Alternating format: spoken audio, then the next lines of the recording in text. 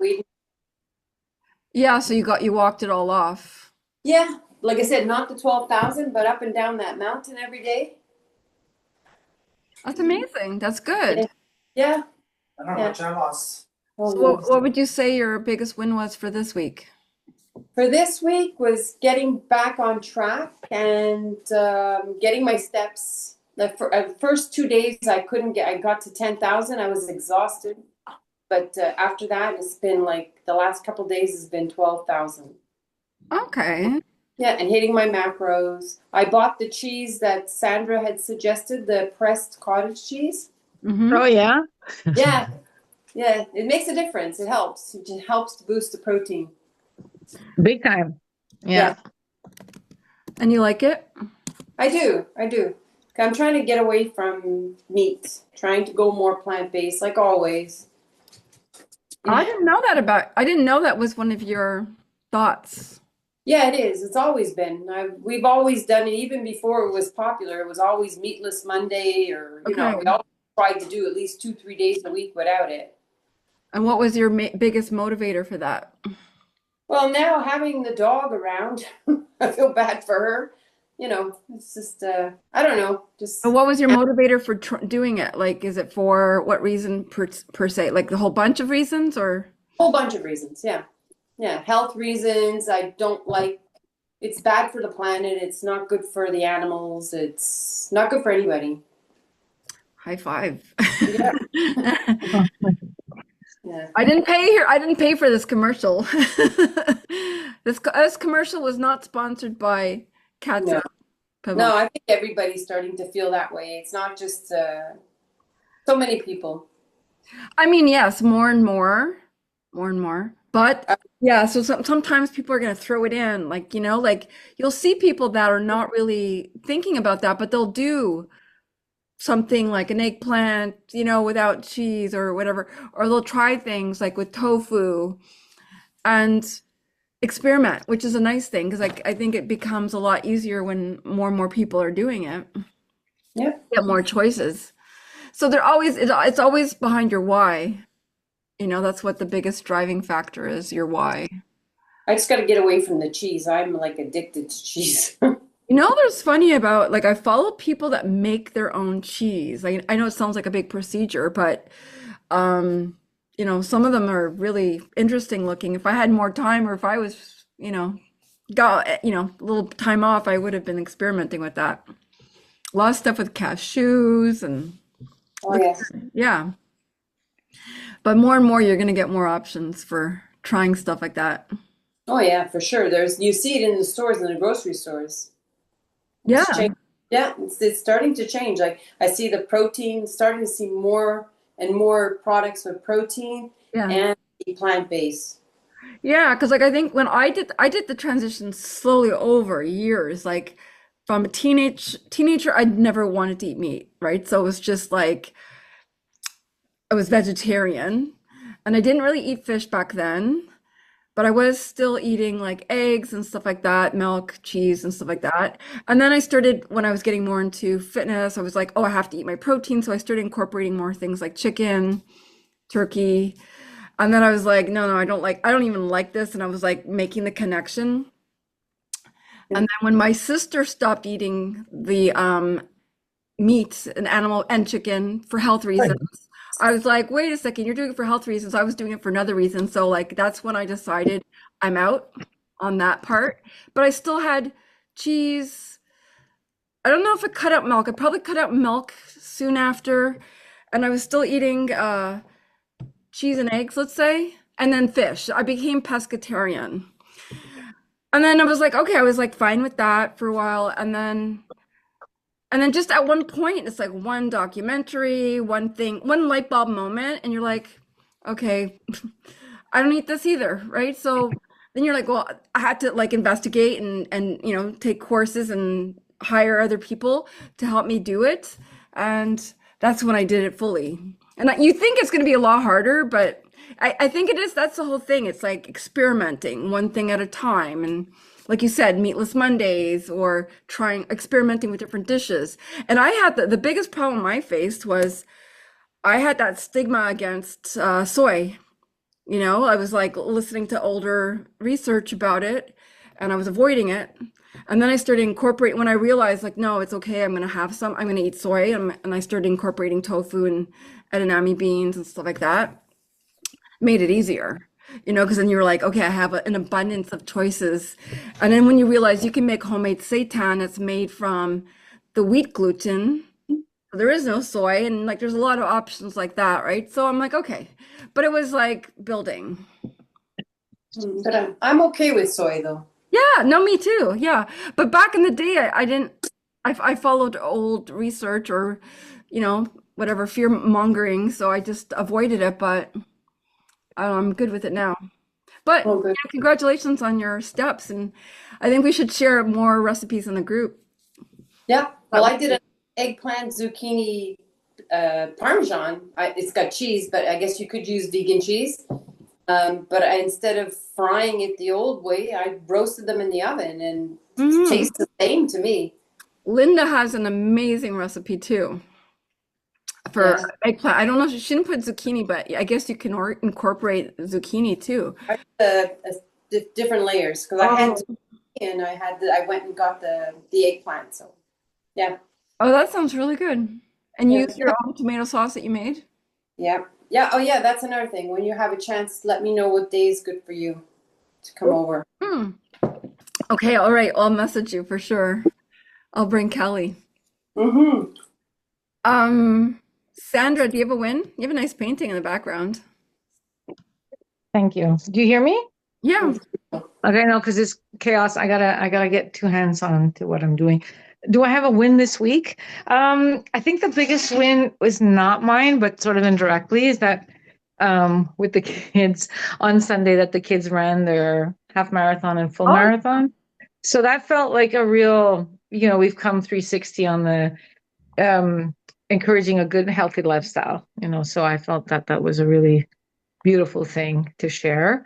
And as far as I'm concerned, I'm just I did two workouts. It's Thursday. I'm aiming for a third this week. So at least with all the chaos and stuff, like forcing myself to make sure that I get my workout done, my strength workout done.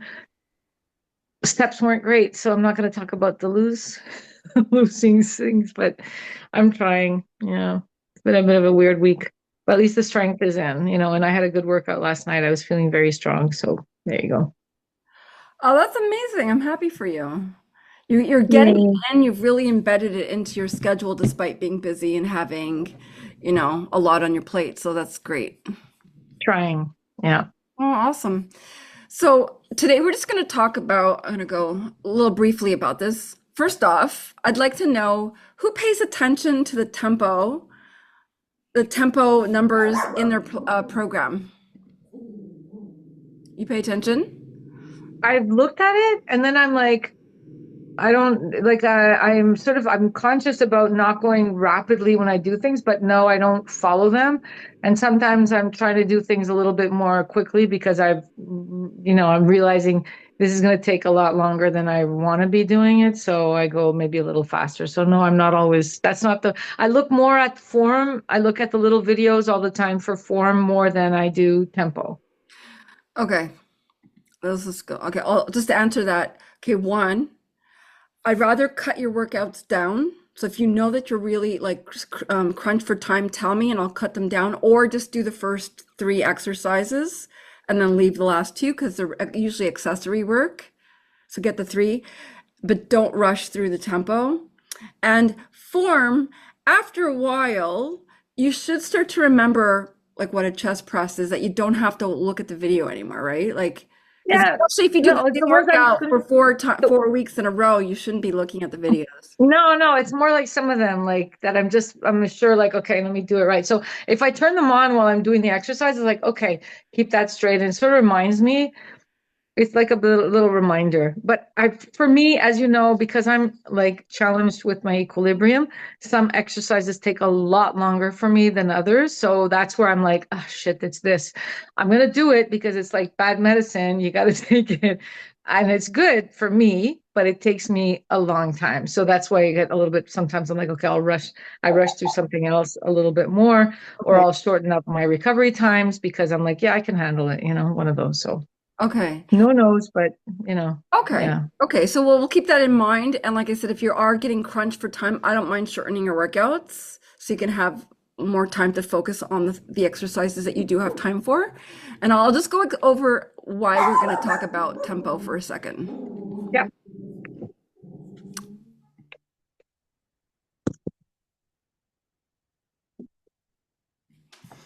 All right. So today we're going to be talking about tempo training and why it's important. So you're going to notice that in your program, you're going to have a little number. It's a 4-digit number assigned to each exercise.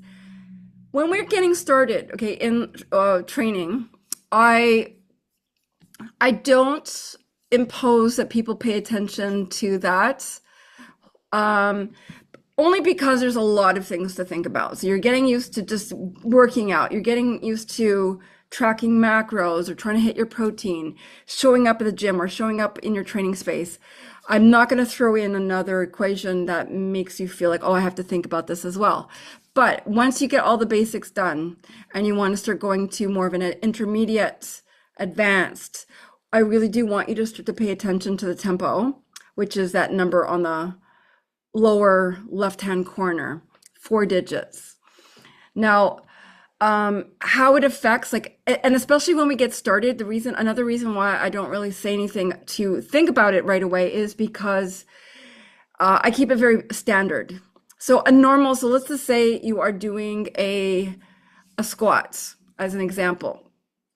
So when you are lowering yourself from the standing position to the bottom of the movement, the first number is the eccentric. So the lowering of that of your body would be the eccentric. So that would be the first number. I'm wondering if I have like a little drawing pad that I can do on this thing, but let's see. Whiteboard? Okay, I can't find it now. Okay, so then the second number would be the amount of time that you are in the pause part of the motion. So let's say the squat, you had a 2-0-2-0. So you count 1-2 on the way down. The 0 signifies that there's no pause. So that means you're going to come back up in the concentric part of the motion, and you're going to come up on a count of 2. So you come up 1-2. And then if it's 0 at the end, you're not going to pause again. So you're going to go 2 down, no pause, 2 up, no pause. Or it could be counting 1-2 on the way down, no pause, and 1 on the way up, no pause. So those are the very basic standard hypertrophy training tempos that I assign when you're first getting started, or we're keeping it very simple. So why you want to think about these numbers as you get a little bit more advanced.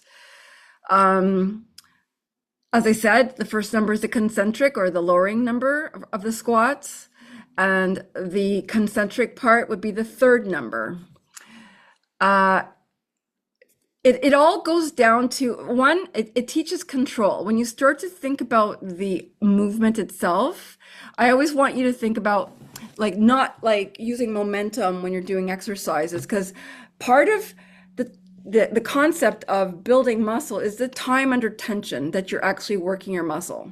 So if you're doing your exercise, let's say a bicep curl, and you're letting gravity do the eccentric part of the motion, your muscle isn't under as much tension as if you were very conscious of that lowering phase, right? So it takes a lot more force for that muscle to work if you're slowing it down or paying attention to it than if you just let gravity do the work.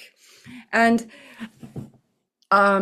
so that's why teaching yourself control through the motions really gives you a different perspective. And you also are able to do a mind-muscle connection when you are actually focusing on the muscle that's being worked. Same thing with a bench press. So if you go to a commercial gym and you see men that they're loading up the plates of the barbell and they take the weight and then they bounce it off their chest, right? Like boom, like they're able to lift a lot heavier than if someone had took the same bar and they counted down to 4, did a pause, and then they like lifted it up again. Like that's a lot harder than bouncing it, you know? So it's the same thing with a squat. If you bounce out of the squat It's a lot harder than if you take a pause for 2 seconds. So understanding how sometimes, like, if you are not able to start lifting heavier weights, we're always going to have like a ceiling, as you would, as you know, could call it, a bit of a ceiling. So let's say it's because you only have a certain amount of weights at home. Let's say you only have 20 pounds, let's say, as your maximum weights, but you want to increase the resistance. Well, we can work on slowing down the tempo. So, these are strategies to make the exercise a lot more challenging for you. Still working on your form, but, using what equipment you have. It could be, on the other hand, that you are at a gym, but you're not able to do it with proper form. So let's say you're doing a bench press and you have 220s and you'd like to go to the next level. We can definitely decrease the sets, right? But let's say your protocol is saying that you have 10 to 12 reps and it's starting to get easy. Yeah, we're going to go up to the next level. So let's just say you try to go the 25s and you just couldn't for some reason, as an example. They don't have 22s or what have you. What we can do is you can just slow it down. You can start working on that tempo so you really focus on form so that you're concentrating on getting a proper lift, but yet you're still challenging yourself a little bit more. But again, I could program that for you so that that tempo will go through a different phase of your training. So a lot of times people go, well, I've done this program and it was a 4-week program and we worked on hypertrophy. And then let's say we're taking the next phase and you may have similar exercises that you had in phase 1. They're not the same exercise if I'm changing the tempo or if I'm changing the rep range or even the rest. Because if you have longer rest periods, that means you can lift heavier because you're getting a lot more time to recover. If you go in and say, well, I want to go short and let's say I assign you 30-second rest and you're like, I'm taking only 15 seconds because I want to rush through this. Of course, you're not going to be able to lift heavier, So if we go to the next phase of your training and we're going to work more on strength, I might decide I'm going to increase the rest period between your sets. So let's say, as an example, we say, you have 7 reps, 8 reps of this exercise, but I'm giving you 2 minutes rest. It's going to be a lot more recovery before you do the next exercise than if you had 30 seconds, right? Or a minute. So that way you're able to work on trying to increase that strength and lifting heavier weights. And it also creates variety. So like we really do, I've done a lot of tempo trainings with like even the online classes. When you're working on the different tempos, you see the difference in terms of like that workout really felt a lot different than if I was going on a regular tempo, and things like that. So yeah, so basically what I want to say is when you're looking at the tempo, and you're not sure about it, you can ask me a question. So let's say there's an X, okay? So, or a 0. The 0 means no pause, but the X will mean you're going to do that explosively. So it might be, like you're going to go down on a count of 3.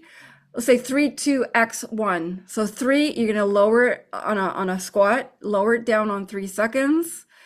Then you're going to pause at the bottom for 2 seconds, and then you're going to come up real fast, like faster than the count of 1. And then let's say the 1 is the last number, you're going to pause before you repeat. So it really does improve your form and control. That's why tempo matters. It helps build a better mind-muscle connection because you're paying attention now to the next step. You can work with lighter loads to make it harder. It helps with injury prevention because you're being really like mindful. And it makes your training consistent and measurable because we're like changing things up. So, when we work with like slower eccentric phase, the lowering part of the exercise, you may have, like in an advanced lifter, you might have more hypertrophy gains, which is basically building muscle because you've changed the tempo. And a beginner will build muscle regardless of the tempo because they're just like changing up what their routine was before, right? So that's why I'm saying you want to focus on good form, knowing the exercises, being consistent, and then we can start working on let's play with tempo. And yeah, so we can work out different training goals. Like if we're working on strength, you might want to work um, slightly more like faster rep, but more controlled and explosive on the eccentric. The concentric, more explosive on the concentric, because you want to get, like, let's say you're lifting like a very heavy barbell. You're not going to go slow if you want to build your strength, right? You want to try to get that up, right? So it might be a lot more explosive on the way up. So you might have a faster rep. If you're working on hypertrophy, perhaps the lowering. Hypertrophy is muscle growth. Perhaps on the eccentric, you're going to have like 2 or 4 seconds pauses. If we want to work on technique and control, we might go to a moderate tempo on the phase. And then if, let's say you're injured and we really want to have injury prevention, like you have to work around an injury, well, we might really go with slower tempo and lighter loads. So you're going with a lighter weight, but you're making it harder by slowing down the tempo. So you can experiment, and I can obviously program that for you, but you can experiment with your trainings on the next time you try to train. You can even see what you have. Let's say I have a standard tempo for you. Experiment and see, does it feel different? And that's going to take you to the next level of, going from like a beginner intermediate to the next level, intermediate, more advanced techniques.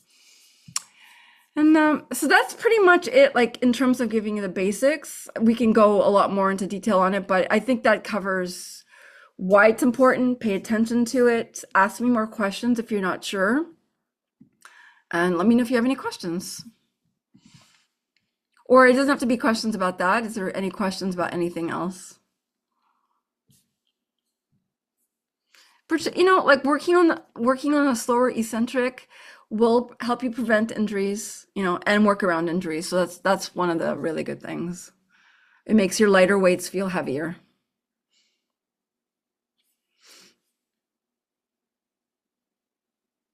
Any questions or anything, Jilda? About anything? It doesn't have to be about this. No, I was just thinking I'll start doing that with my shoulders because I do use light weights. So Mm-hmm. maybe it's gonna help. How's your shoulder doing? It was doing good, and then today it was like, geez, what's that? This pain's back, but you know what? Did you do an exercise that hurt it? I don't know. I just all of a sudden I got up this morning and it was achy, and I said, oh. Do you put ice right away when you feel that, and then after? No, I'm gonna start to do that in ice and heat Well, because let's try the icing when it happens right away. Reduce inflammation, and then afterwards put some heat to increase circulation of the. yeah, I think after my workout tonight I'll Try it. yeah. Okay, so basically to wrap up the tempo training, we're gonna go for the 5 key benefits, or sum it up as much as I can. It's gonna work on building more muscle. So slower rep ranges will give you more time under tension. It's gonna make your muscle work harder. It can improve your form and make a better mind-muscle connection. So sometimes moving slower makes you focus more on the technique than if you just drop the weight, right?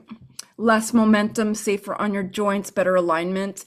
Also, a lot of times we're going to have stronger sides than the other. So the more you can be focused on your lifts, the more you can see if you have any imbalances. And we can also work on unilateral training that works on imbalances as well. But a lot of times, if you guys don't have a lot of time, I don't put a lot of unilateral work. Like I will put split lunge and stuff like that, but let's say a single arm bicep curl, I won't do that often for people that are very busy. It helps you break through, because it helps increase strength without adding the weight. That's a really cool thing about it. So if you're nervous about lifting heavy, a lot of women are. They have joint pain or they have balance issues and they're scared. They're scared to go, even though I say, yeah, increase the weight. There is going to be either a physical limit or a mental limit. So if you are worried about it because you don't want to get hurt and what have you, You could break through plateaus using the tempo. Okay. So, and it's good for, your connective tissues just to be, safer for that. And again, prevents joints and lowers injury risk, when you're like slower and more intentional, and it makes your lighter weights feel heavy. So that's it. So you can practice, a few exercises, even tonight or after this call or tomorrow, try your squat. Try the squat and go down, let's say on a count of 3 or 4 with a weight or no weight. Do a pause at the bottom and then explode up. See how it feels. Same thing with the push-up. If like a lot of times people are having a hard time doing push-ups from their toes, slow it down. I always say if you can't do a push-up, it's either you're going to raise it up on a surface or you're gonna work in a plank position, a hand plank, and you're just gonna, it's tempo training. It's basically counting to 3 or 4, as long as you can hold it. And then when you get close and you can't do it anymore, drop your knees to the ground, reset from your knee position, get back into that plank. You are going to get stronger than if you stay in the knee position, doing push-ups from your knees. It's harder to progress because we're working on the negative. And that's a really good, same thing with pull-ups. When you work on a pull-up and you're trying to do a pull-up, well, a lot of times, obviously, the concentric part of that motion is the hardest part. But let's say you were to jump up, hold yourself above the bar, and then go 1, 2, 3. You're building a lot of strength that way. It's a lot easier to do that than pull yourself up. So these are like techniques to get you to the next level. So yeah, so the call to action is, everybody, I want you to try experimenting with a tempo training. Either pay attention a little or closer to the one I put in your program, but if you have a 2020, which is a standard, then you can try, even the opposite. It doesn't even always have to be. So the squat, try coming up on 3 or 4, don't pause, and then go down fast. We've done that a lot in classes, and you'll see the difference, or vice versa, and play with it. Or you can do a count of 3 or 4 on the way down, do a pause, and then 3 or 4 on the way up, no pause. That's killer. So that weight you were using all of a sudden is going to feel a lot harder than it was. And that's it. So, Sandra, do you have any questions on that? Can you hear me? Yeah, no video though. Okay, because No, I can't hear you. okay. Yeah, I can't. I don't know. Something's off in you can hear me now? Yeah. Okay, well then forget the video. For some reason, it's not allowing me to unmute. So my question is, yeah, can you just, so if are there 3 numbers or 4 numbers? There's 4 numbers, right? 4. Okay. So the first number is when you're counting, like picking up the weight on your, Okay, the first number is the eccentric. So, or the lowering or the elongating. So as an example, on a bicep curl, okay, the elongating is the eccentric. So elongating the muscle. So that would be the first number. So you count. So say I put 2, 1, 2. The middle number is where there's no, like, it's the pause, like, or there's no pause. So 0 means there's no pause. The second number is the concentric.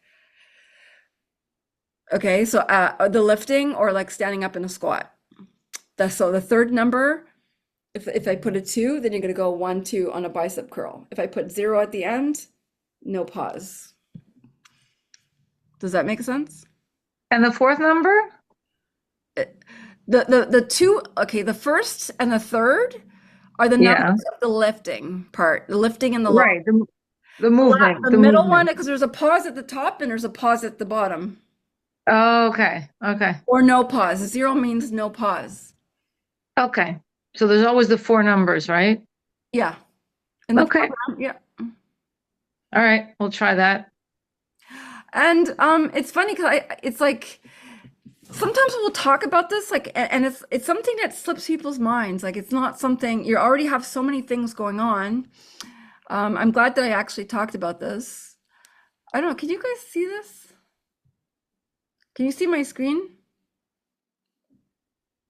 No, you're muted. Hilda, can you see it? I see your screen, but it's blank. It's Do you see this, the whiteboard? yes, Yeah, yeah, yeah. Okay, I'm gonna try to do numbers here. I can see it, but I have to, sorry, I can't unmute myself easily, so I'll just stay unmuted. Okay, I don't know. So I just want to play with this. So 3030. The first number here, okay, is your eccentric. So eccentric or lowering. This is at the bottom of the motion. The zero would be where you would have a pause or not. So if it's zero means there's no pause. And then the 3 is the concentric. So when you're coming back up, and the 0 is the pause at the top. Okay, so you're going to see those numbers. So those numbers will change.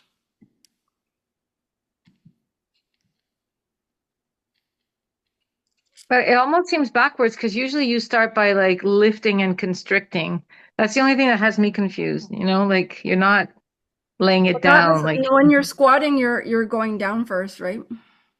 yeah. But you're squatting, you're lifting it up, and then yeah. Yeah, Anyways, but you just have to know that the first number is always the elongation or the eccentric. yeah. Okay. The third number is the lifting part or the pulling part.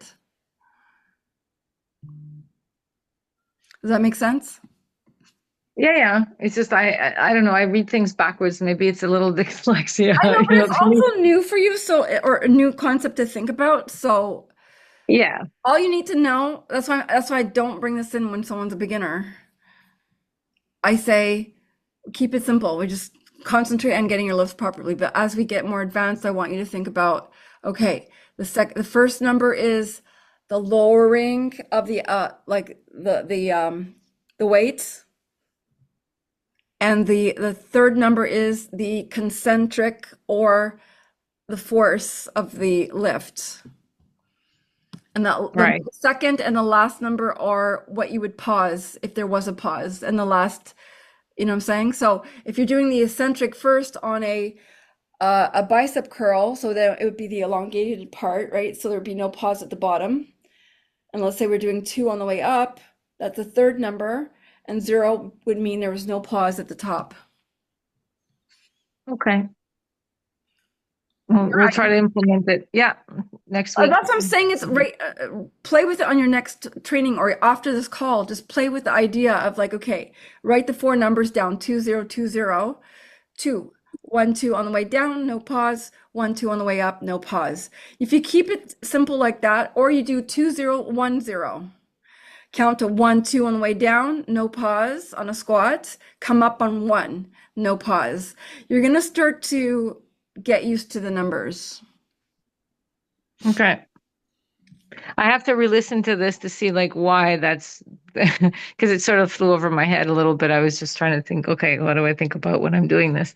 But yeah, thank you. Well, I would what I would do is after this call, practice it on a push up and a squat. So let's say, practice it with 4-0-4-0. Okay, so 1, 2, 3, 4 on a push up. There's no pause. So put your knees down if you're not doing a full push up. Come up on 1, 2, 3, 4, no pause. So you're gonna just like put that in your head. Same thing with a squat. We can try 4-0-1-0. So you go down 1, 2, 3, 4, no pause, come up on 1. And just play with it. 1, 2, 3, 4, come up on 1. And then once you get that, it'll feel like, second nature. Then we can start playing with isometrics, which is hold. Like you hold like let's say hold a squat for like 30 seconds, an isometric exercise. Things like that also make great accessory work to make it harder, the whole, your overall workout a little bit harder. Mhm. So practice that. So that would be your homework and takeaways for this call. Practice your squats, your push-ups, and your rows. So you're going to get the whole idea. So same thing. So let's say practice your bent over rows. So let's say take your two dumbbells, you're in a bent over position. Okay.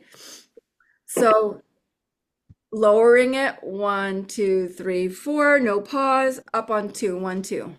1, 2, 3, 4, no pause, up on two. So that would be a 4, 0, 2, 0. And you know what you can do is like if you're really confused, videotape yourself saying, I am gonna do a 4, 0, 2, 0. Did I do it right? And always think, same thing with the bent over rows, the elongation, the eccentric would be the first number.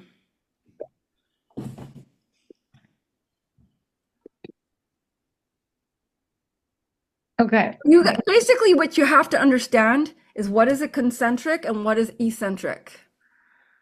Okay? Concentric, shortening the muscle, eccentric, elongation of the muscle. So the first number is the elongation. Gilda, do you find it easy to grasp? Yeah, because I do it with you in the class often. Yeah, You've you got it. Yeah. Okay. Yeah. Do you guys have any other questions?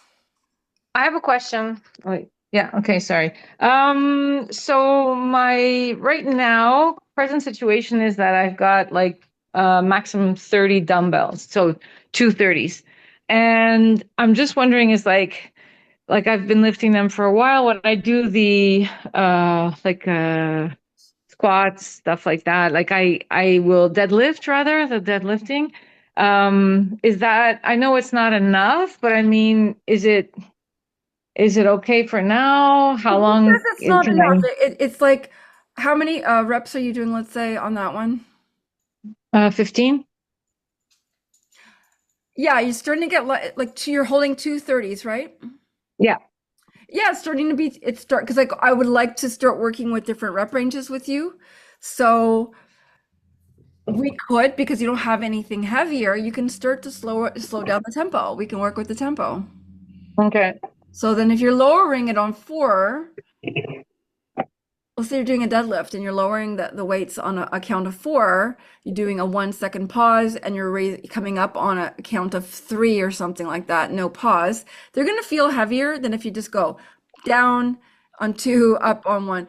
Like it's going to be a lot harder because you're taking longer to lower and raise that weight. So more Yeah. attention. So that Okay. would be the first step before you start getting heavier dumbbells. I know.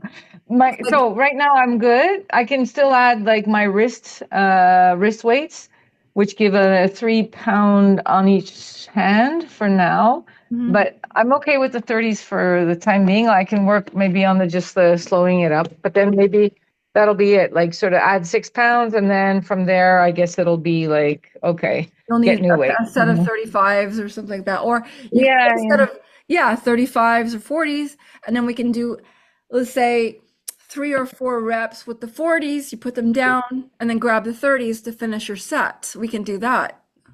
Drop yeah. 30. Or I'll get a set of something else, like an actual barbell. Like I'll figure it out. But I'm Yeah, just saying, time being, I don't want to shop right now. Like I just don't want to buy anything new. that's I'm fine. done. But I But would need you guys to send me videos. okay. When you start to get to the heavier weights, I want to make sure because like we do Forum Fridays every week, but not everybody's well, recently nobody's sending any videos. Take advantage of having someone giving you feedback. It doesn't have to be a fancy video, just videotape one exercise and say, "Hey, how does that look?" Okay. And I don't have to share it with the group if people are shy. Okay. Sounds good. Okay, good. Any other questions? Good. All right. Okay, Thank you, Katya. crushing it.